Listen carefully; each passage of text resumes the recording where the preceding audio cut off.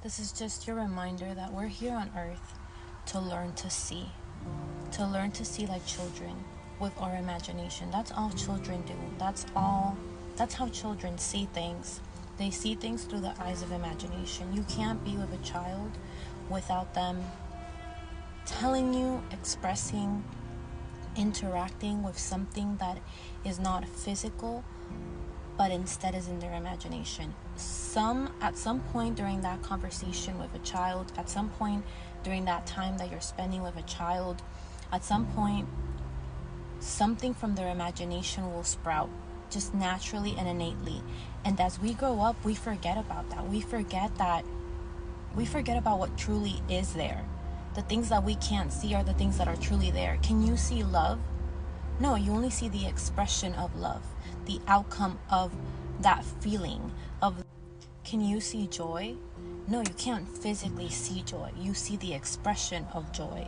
But these things the things that are truly important, like joy, like love, like character, like morals, like ethics, all those things we can't physically see, but we see them, and we see them, right?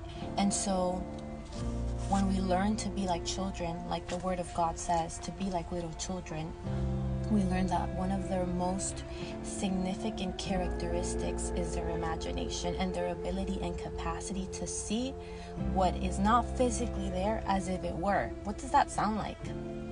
Faith, right? To see what is not there as if it were there. And that is what Jesus reminds us to do.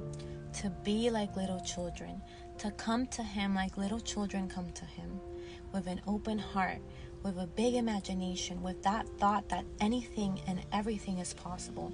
Because when you have that mentality and that focus and that awareness that anything is possible, that is the mind of a child. That anything they imagine, it's already there for them. You know, they take that broom and they imagine it to be something, and that's what it is to them. They take that box and they imagine it to be a rocket. That's what it is for them.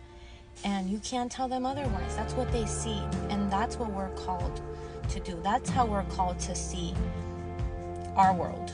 To see the things we want. To see the things that we are praying for. That's how we're called to see the things that we are praying for, the things we want. With the imagination, with the awareness that it's all possible. And that's how we're called to live our life. That's how we're called to walk.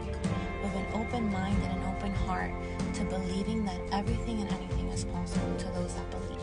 If you're able to believe it, to feel it, to believe it in your heart, and to see it with the eyes of the imagination, it is possible. All things are possible to those that believe.